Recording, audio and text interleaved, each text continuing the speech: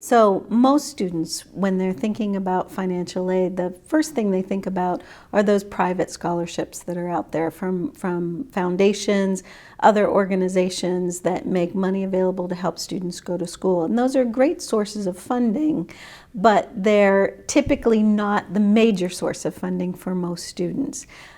Things like the Rotary Club scholarships, the PTA scholarships, the National Merit scholarships, all those make a big difference for a lot of students, but they're usually small amounts. And where the real sources of funding come from are through filing the FAFSA and at many schools the profile, which makes you eligible for federal and state grants and scholarships, as well as institutional scholarships and grants. So the rule of thumb is the more expensive a school is, the more financial aid that school needs to make available to their students. So many students find that their major source of funding is the institution that they're going to.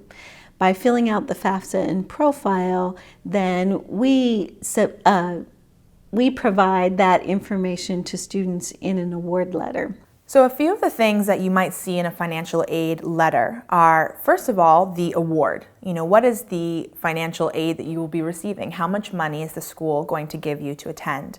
This can come in a few different forms. So one of the ways that a student may receive aid is through a scholarship.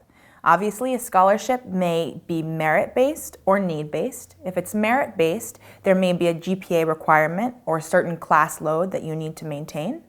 If it's need-based, it may fluctuate if your family's financial situation changes. Another part of a typical financial aid package are loans, and it's important for you to be able to identify on your award letter exactly what money is in terms of loans as opposed to scholarships and grants. Loans are money that you get the use of that money while you're in school, but after you graduate, you're going to have to pay that back. So it's important to understand what the terms and conditions are of those loans. There will also sometimes be a student contribution or a work study contribution that a student has to provide that can be completed through any work on campus through kind of approved work study jobs.